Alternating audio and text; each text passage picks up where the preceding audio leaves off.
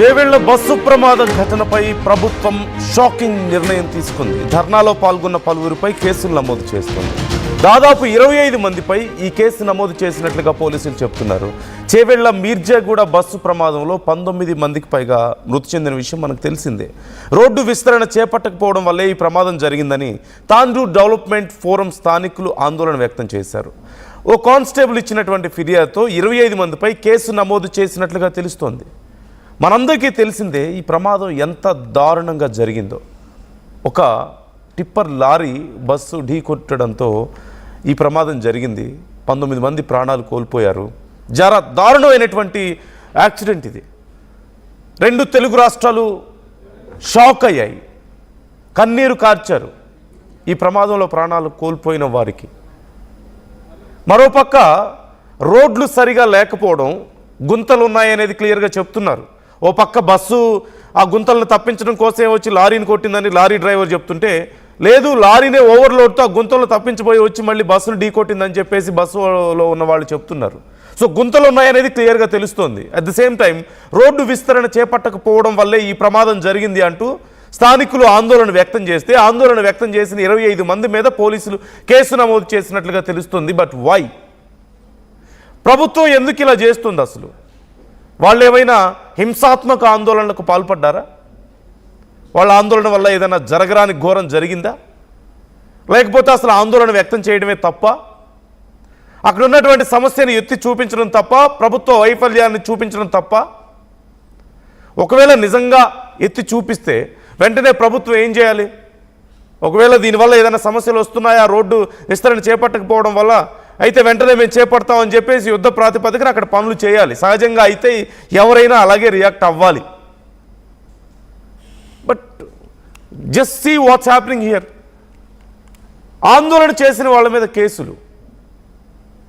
ఏం ప్రజాస్వామ్యం ఇది? ఇదెక్కడే అసలు పద్ధతి? ఆందోళన వ్యక్తం చేయడమే ప్రజాస్వామ్యంలో ఉన్నటువంటి హక్కు కదా.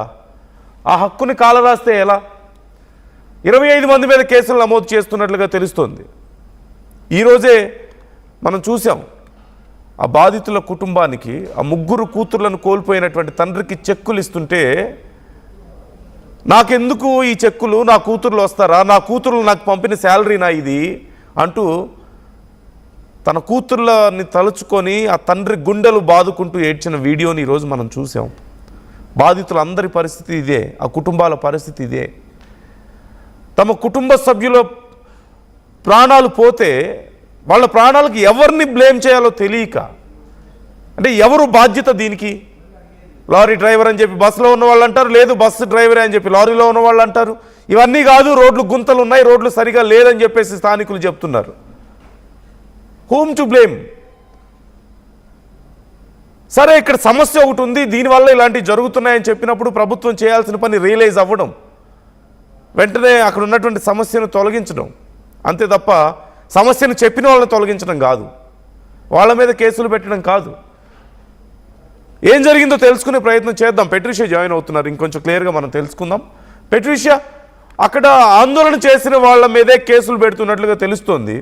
ఏమని కేసులు పెడుతున్నారు? అంటే ఆందోళన చేయడం తప్పనా, లేకపోతే ఇంకేమైనా హింసాత్మక ఘటనలు ఏమైనా జరిగాయా వాళ్ళు చేసిన ఆందోళనలో?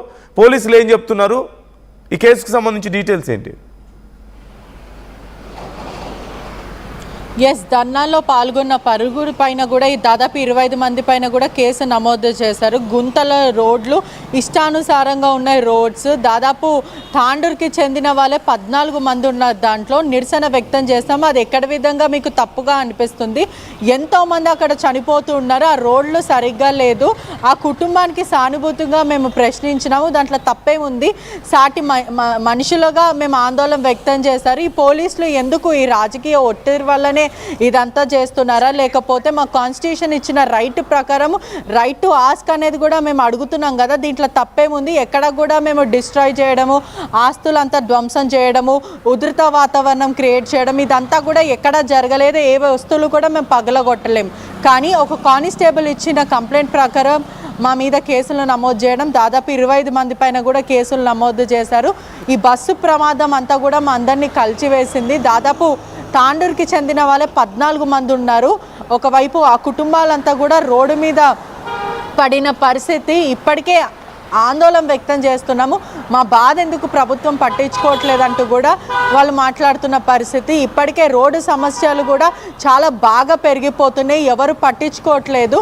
మరి రాజకీయ నేతలు వచ్చారు, స్టూడెంట్ ఆర్గనైజేషన్స్, ట్రేడర్స్, వీళ్ళందరూ కూడా పెద్ద ఎత్తున పాల్గొన్న పరిస్థితి. మరోవైపు ప్రజల కుటుంబాలకి కూడా న్యాయం జరగాలంటూ కూడా మేము ఆందోళన వ్యక్తం చేశారు, డిమాండ్ చేసాం. దీంట్లో తప్పేముంది, ఎక్కడ మేము ధ్వంసం చేయలేము, శాంతిబద్ధంగానే మేము ఇదంతా కూడా 3 hours పాటు ధర్నా చేశామంటూ కూడా చెప్తున్న పరిస్థితి. మరోవైపు పోలీసులు మాత్రం ఎటువంటి అనుమతులు తీసుకోకుండా వీళ్ళు రోడ్డు మీద సర్కస్ క్రియేట్ చేసినట్టు ఒకవైపు ఇష్టానుసారంగా రోడ్డు అంతా బ్లాక్ చేసి 3 గంటల సేపు పర్మిషన్ లేకుండా ఆందోళన వ్యక్తం చేశారు ప్రభుత్వానికి వ్యతిరేకంగా. మరోవైపు కలెక్టర్ రావాలి, అదే కాకుండా నో రోడ్ నో ఓట్ అంటూ కూడా వీళ్ళు ఆందోళన వ్యక్తం చేయడం. మరోవైపు రోడ్డు ఉంటేనే ఓటు వేస్తాము, కలెక్టర్ తక్షణమే రావాలి, వీ వాంట్ జస్టిస్ అంటూ కూడా దాదాపు 25 మంది అడిగిన పరిస్థితి. దీంట్లో ప్రధానంగా అనేక మంది కూడా మేము ఎక్కడ ధ్వంసం చేయలేము, ఎక్కడ డిస్ట్రాయ్ చేయలేము, శాంతిబద్ధంగానే